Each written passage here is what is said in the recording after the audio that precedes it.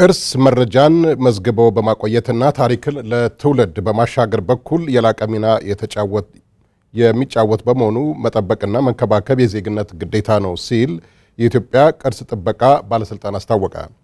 በጦርነቱ ጉዳት የደረሰባቸውን ገጽታዎች ለመመለስ ርብርብ እየተደረገ መሆኑን የቱሪዝም ሚኒስቴር ገልጿል። የንጉስ ቅዱስ ላሊበላን ድንቅ የጥበብ ስራዎችን የሚያስቃኝ የቨርቹዋል ኤግዚቢሽን በላሊበላ ከተማም ተከፍቷል። በዚህ ጉዳይ ላይ ተጨማሪ መረጃ ሊያደርሰን ዘጋቢያችን በለጠ ታረቀኝ በቀጥታ የስርጭት መስመራችን ላይ ይገኛል። ወደሱ መራቸዋለሁ። ሰላም ጤና ይስጥልኝ፣ እንደምናመሸህ በለጠ። እስቲ በኤግዚቢሽኑ የተካተቱ ዋና ዋና ጉዳዮች ምን እንደሆኑ አጠር አድርገህ ብትነግረን።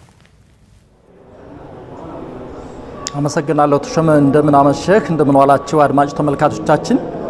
በዛሬው ዕለት እንግዲህ በላሊበላ ከተማ የተከፈተው የቨርቹዋል ሪያሊቲ ኤግዚቢሽን በአገሪቱ የመጀመሪያ ነው።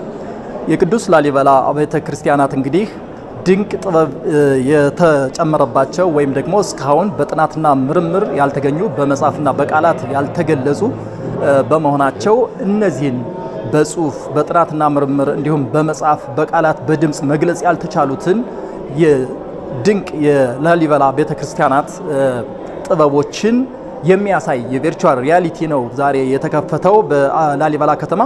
እንግዲህ ይህንን ዝግጅት ያዘጋጁት የኢትዮጵያ ቱሪዝም ሚኒስቴር እንዲሁም ደግሞ የላሊበላ የዘላቂ ልማት ፕሮጀክት የላሊበላ ቤተክርስቲያን ካህናት እንዲሁም የአካባቢ ነዋሪዎች በመሆን ነው እንግዲህ ዝግጅቱን ያዘጋጁት። ይህ ዝግጅት እንግዲህ በዓለም ላይ የላሊበላ አካባቢ ወይም የላሊበላ አብያተ ክርስቲያናት ምን ያህል ጥበብ እንደተጨመረባቸውና በዓለም መተዋወቅ እንዳለባቸው የሚያሳይ በመሆኑ እነዚህን ቅርሶች መግለጽ በምንችለው መንገድ ባንችል በመጻፍና በተለያዩ የጥናት ምርምሮች ማድረግ ካልቻልን እነዚህን ቴክኖሎጂዎችን ተጠቅመን ለዓለም ማስተዋወቅና በአገሪቱ የቱሪዝም ሴክተር አሳድጎ ማግኘት የሚገባውን ገቢ ማግኘት እንዲቻል እንደተዘጋጀ ነው እንግዲህ በቱሪዝም ሚኒስቴር የመዳረሻና እንዲሁም መሰረተ ልማት ሚኒስትር ዴኤታ የሆኑት አቶ ስለሺ ግርማ የተናገሩት።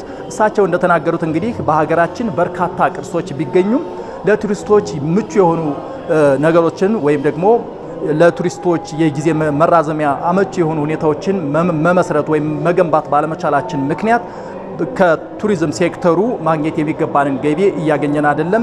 አሁን ግን የቱሪዝም ሚኒስቴር ከሌሎች ተቋማት ጋር ተጠሪ ተቋማት ጋር በመሆን ከፍተኛ የሆነ እንቅስቃሴ እያደረገ ነው የሚገኘው። ለምሳሌ በላሊበላ አካባቢ ቅርሶችን ለመጎብኘት አስቸጋሪ የሆኑ መንገዶችን በመገንባት የተጎዱ ቅርሶችን በመጠገን ለቱሪስቶችም ደግሞ የቆይታ ጊዜያቸው እንዲራዘም ምቹ ሁኔታዎችን በመፍጠር ትልቅ እንቅስቃሴ እየተደረገ እንደሆነ የገለጹት። ከዚህ በተጨማሪ እንግዲህ በዚህ በኤግዚቢሽኑ የመሰረተ ልማትና መዳረሻ ቋሚ ኮሚቴ በሕዝብ ተወካዮች ምክር ቤት ማለት ነው ተገኝተዋል።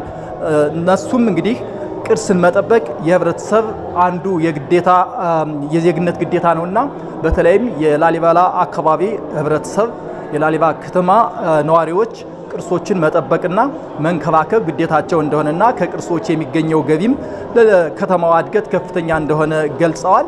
እንግዲህ ይህ በላሊበላ ከተማ የተጀመረው ኤግዚቢሽን እንደመነሻ ይሁን እንጂ በሌሎችም በጎንደርም እንዲሁም በሌሎች የኢትዮጵያ አካባቢዎች ቅርሶችን ለማሳየት ለዓለም ለማስተዋወቅ ቀጣይ ፕሮግራሞች እንደሚካሄዱም ተገልጿል። ከዚህ በተጨማሪ እንግዲህ የላሊበላ ዘላቂ ልማት ፕሮጀክት የላሊበላ ቅርሶችን እየጠገነ እንደሆነ ከፈረንሳይ መንግስት ጋር ማለት ነው የኢትዮጵያ መንግስት እየጠገነ እንደሆነና ለቅርሶች ልዩ ትኩረት እየተሰጠ እንደሆነ ነው የተገለጸው።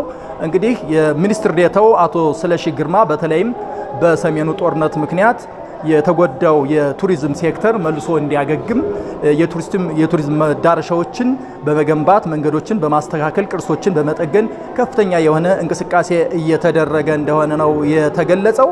ከዚህ በተጨማሪ እንግዲህ በነገው ዕለት የሚጎበኙ የቅርስ ሳይቶች አሉ። እነሱንን ነገ የምንጎበኝ ይሆናል። የአማራ ሚዲያ ኮርፖሬሽን የነገውን ቆይታም ወደ አድማጭ ተመልካቾቹ ተከታትሎ የሚያደርስ ይሆናል። እስካሁን ያለው መረጃ ግን ተሾመ ይህን ይመስላል። በለጠ ታረቀኝ ከላሊበላ ላደረስከን መረጃ ከልብ አመሰግናለሁ።